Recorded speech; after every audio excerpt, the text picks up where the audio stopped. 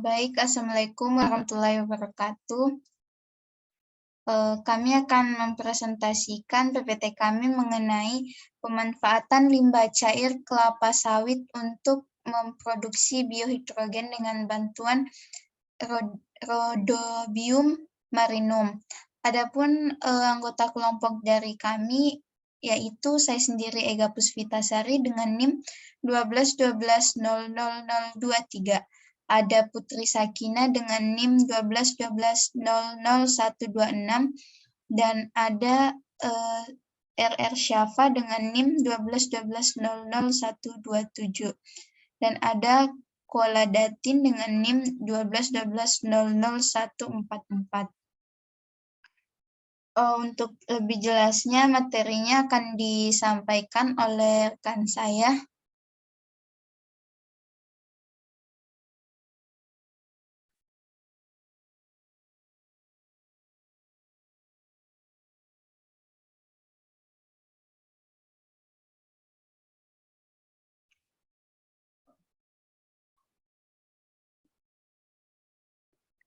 Latar belakang, produksi minyak sawit akan semakin banyak peminatnya di masa depan.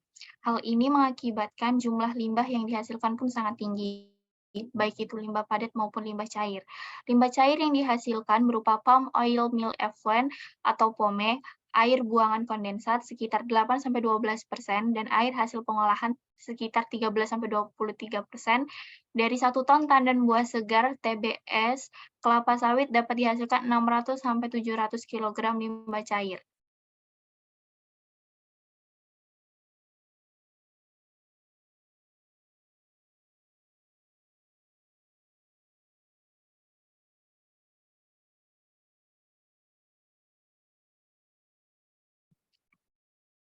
Secara biologis, produksi hidrogen dapat dilakukan dengan 2 metode.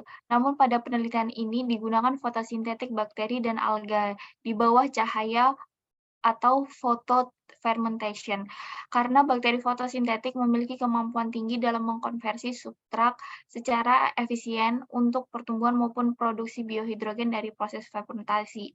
Keuntungan dari pemakaian limbah sebagai media pembuatan biohidrogen secara fotofermentasi karena bahan baku yang murah dan pemanfaatan limbah untuk mengurangi dampak lingkungan akibat limbah yang terbuang.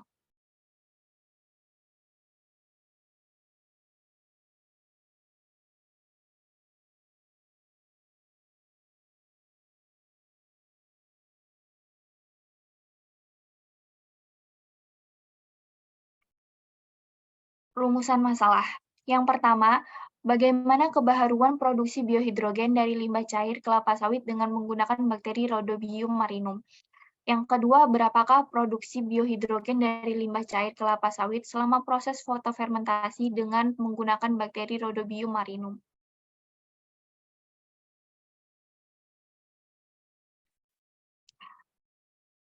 Tujuan pada penelitian ini yang pertama, mengetahui kebaharuan produksi biohidrogen yang dihasilkan dari limbah cair kelapa sawit selama fotofermentasi dengan menggunakan bakteri Rhododium marinum. Yang kedua, mengetahui produksi biohidrogen yang dihasilkan dari limbah cair kelapa sawit selama fotofermentasi dengan menggunakan bakteri Rhododium marinum.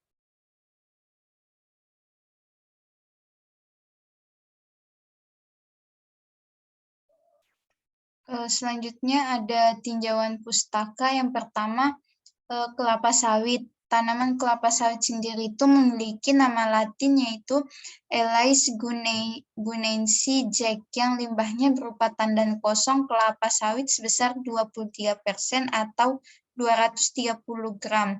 Limbah cangkangnya sebesar 4% atau 40 kg, serta limbah cair yang dihasilkan dari setiap 1 ton kelapa sawit sebesar 50%. Kemudian yang kedua yaitu ada palm oil meal effluent atau POME. POME itu sendiri merupakan limbah kompleks yang aman, tidak mengandung racun, namun penyebab pencemaran yang ekstrim serta mampu meningkatkan senyawa organik. POME biasanya diolah dengan proses koagulasi dan sirkulasi. Kemudian ada yang ketiga itu bakteri Rhodium marinum. Sebelumnya kami mohon maaf karena bakteri yang kami gunakan dalam penelitian ini kami ganti karena pertumbuhan bakteri Rhodium marinum ini lebih mudah pertumbuhannya daripada bakteri yang sebelumnya kami gunakan di laporan.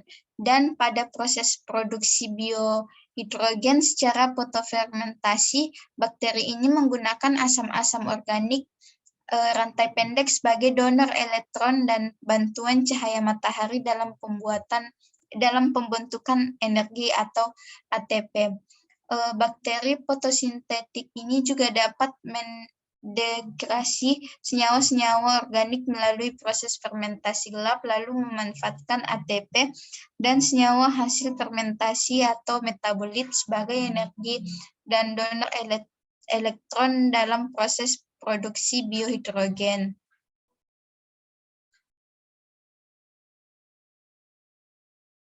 Kemudian ada yang keempat, yaitu fotofermentasi.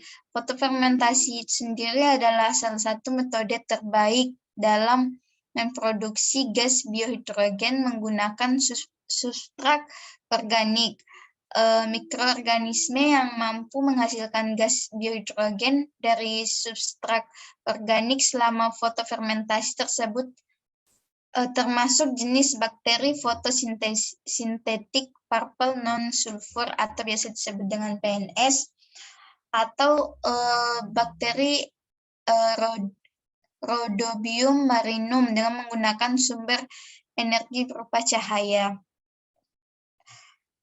Kemudian produksi biohidrogen secara biokimia oleh bakteri fotosintetik selama fotofermentasi dibantu oleh katalisasi enzim nitrogenase dan enzim hidrogenase. Dan apabila proses fotofermentasi telah habis, maka bisa dipakai untuk proses fermentasi gelap.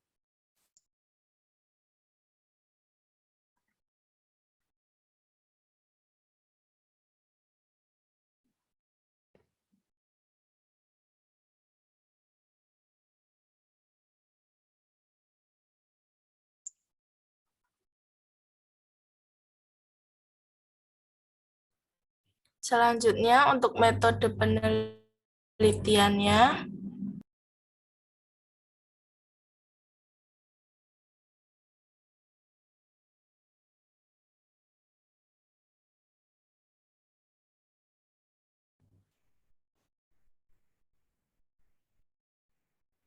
untuk bahan yang kita gunakan di sini, kita ada kultur bakteri Rhodium marinum, yeast extract, disodium succinat, amonium sulfat, basal medium, substrat limbah cair kelapa sawit, aquades, gel silikon, fenol 5%, H2SO4, Ag2SO4, K2Cr2, NaOH1N, dan HCl1N.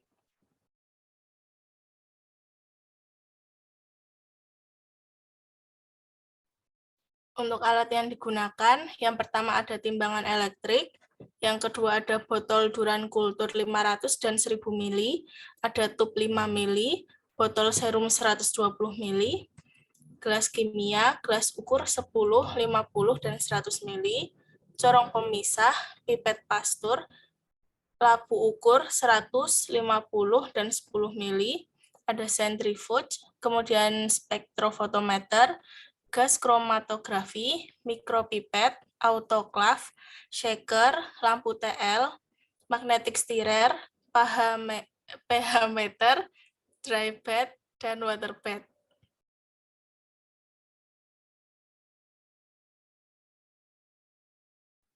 Kemudian variabel bebasnya di sini kita ada substrat limbah cair kelapa sawit. Kemudian variabel terikat,nya ini produksi gas hidrogen dari hasil fotofermentasi menggunakan bakteri Rhodium marinum. Kemudian variabel kendalinya ada jumlah kultur bakteri Rhodium marinum, konsentrasi dan pH limbah, dan waktu fotofermentasi.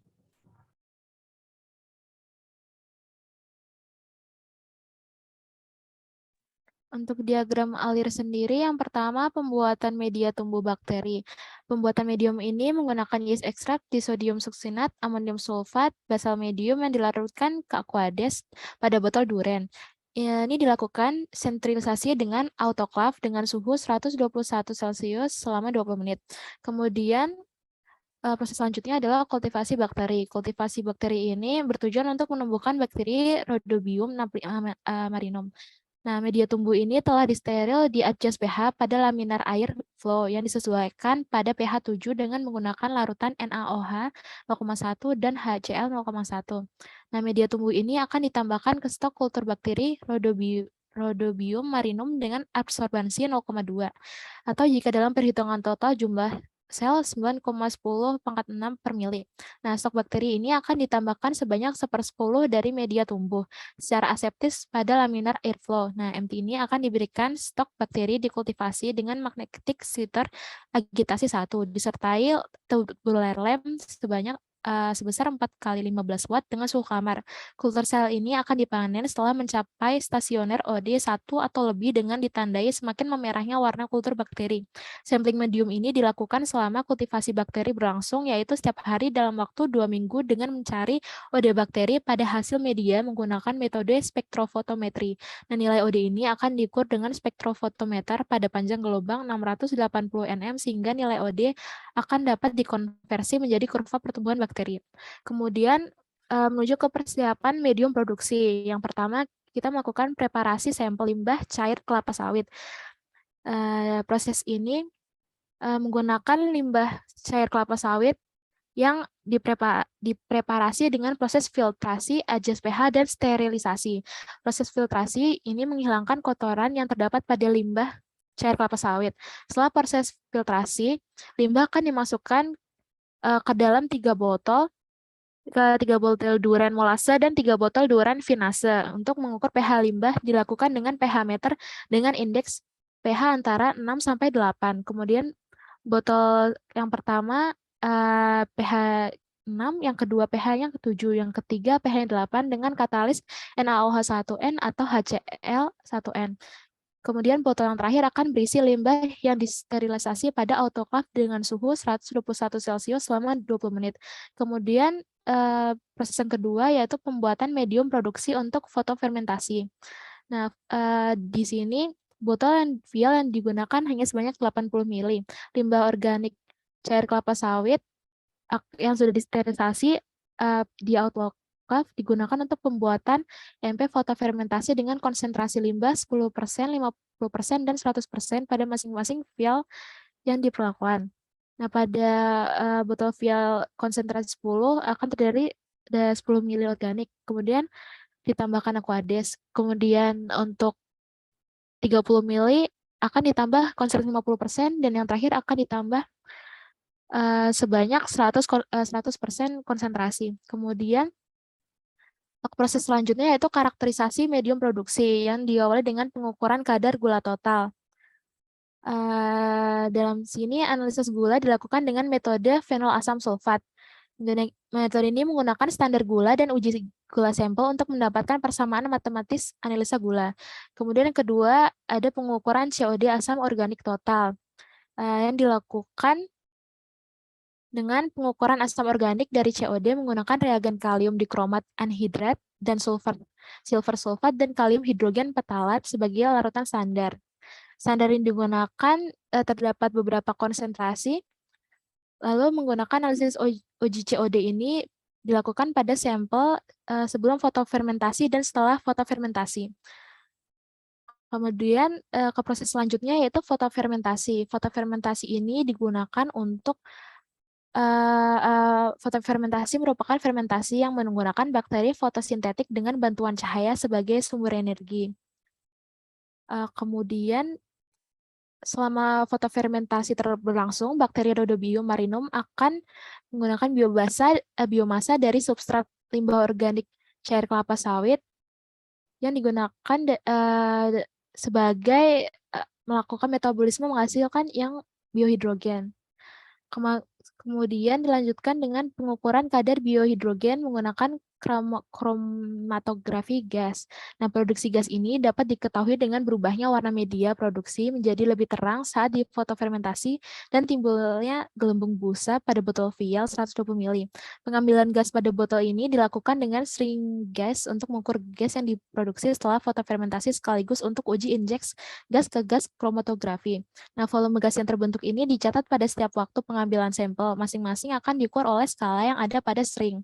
Gas hidrogen yang ada pada gas akan diperoleh dari proses fermentasi dan tentukan presentasinya dengan menggunakan kromatografi gas yang dilengkapi dengan thermal conductivity detector dan kolom kromatografi gas. Nah, suhu oven ini akan diset dan dijaga sekitar 80 Celcius. Sedangkan untuk suhu injektornya dan detektor akan disetel dengan suhu 150 Celcius dan 250 Celcius secara berturut-turut.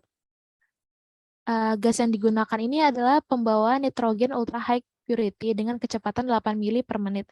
Kemudian volume gas yang diinjeksikan setiap sampel substrat limbah adalah 1 mili. Untuk selanjutnya,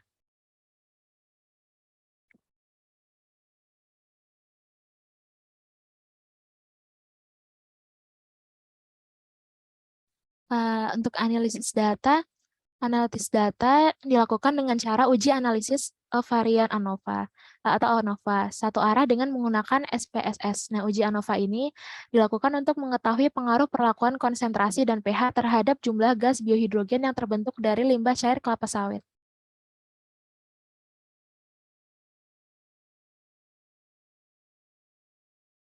Untuk timeline penelitian, pematangan konsep penelitian dikirakan waktu minggu 1 sampai 2, untuk studi literatur minggu ke-3 sampai ke-4, penelitian pendahuluan minggu ke-4 sampai ke-5, penyusunan proposal minggu ke-5 sampai 7, persiapan alat dan bahan minggu ke-7 sampai minggu ke-10, kemudian percobaan dan pengujian minggu ke-10 sampai ke-11, untuk pengumpulan data minggu ke-12 sampai ke-14, pengolahan dan analisis data minggu ke-15 sampai 16, untuk uji validasi minggu ke-16, sedangkan untuk penyusunan laporan minggu ke-17 sampai ke-19.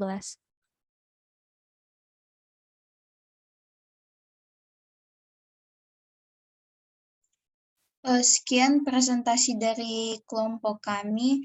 Mohon maaf apabila ada kesalahan. Assalamualaikum warahmatullahi wabarakatuh.